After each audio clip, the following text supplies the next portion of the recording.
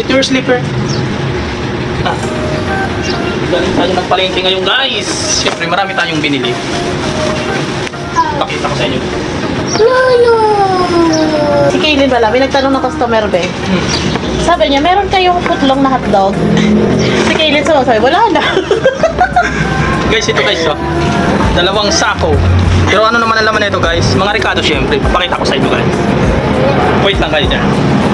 Yung guys, nagpalit muna tayo guys ng damit kasi basang basa tayo sa pawis guys. Pakita ko sa inyo guys.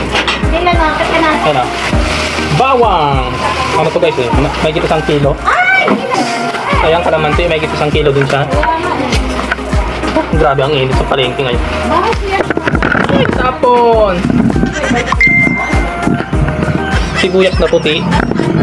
May git 1 kilo din. Napunit yung plastic. Punit yung plastic. Sorry. Lagay muna natin dito sa basket.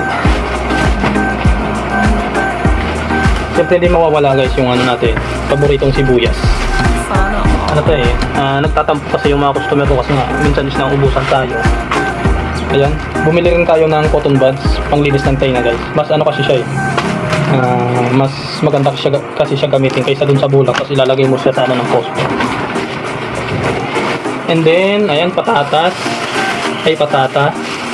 May git 1 kilo din.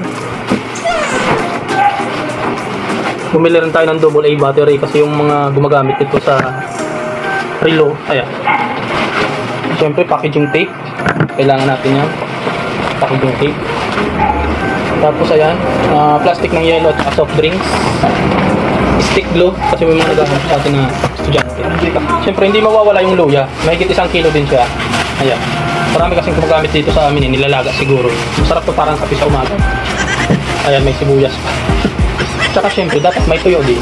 Kasi ito lagi yung partner sa ano, sa itlog. Tapos, meron pa tayo dito. Ayan. Frozen product.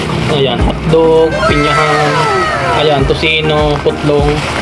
Ayan. So marami rin kasi guys na bumibili sa akin ito. Kaya kailangan lagi meron din akong stock. Tsaka ito pa siya. So dahil maraming mga matatapang dito guys sa lugar namin. Kaya di ko kinalimutan yung sili. Ayan, sili. Meron tayong siling labuyo. Tsaka pang sigang, so napakamahal ng kilo nito. Saka yan, kamatis. Kung mga mahilig magsinigang dyan. Tsaka syempre, binilang ko rin guys yung anak ko ng peras at tsaka orange. Dahil lumalaki na siya, so kailangan niya na ito guys. So ayun. Napakaraming binili natin ngayon.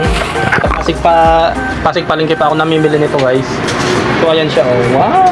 Ito po, isang malaking basket. So traffic ngayon guys. Ingat sa mga pumapasok ng trabaho ngayon. Sobrang traffic. Malilate kayo guys. Ayun, so hanggang dito na lang muna yung video natin guys. So kung bago ka lang dito sa channel ko, paki-follow na lang din ako. Like and share. Ayan. Mag-iwan kayo guys ng, ng bakat para ma-follow back ko kaagad kayo guys. Yung mga hindi ko pa dyan napapalo, mapupuntahan ko rin yung bahay niya. So antayin nyo lang ako eh. Ayun, bye!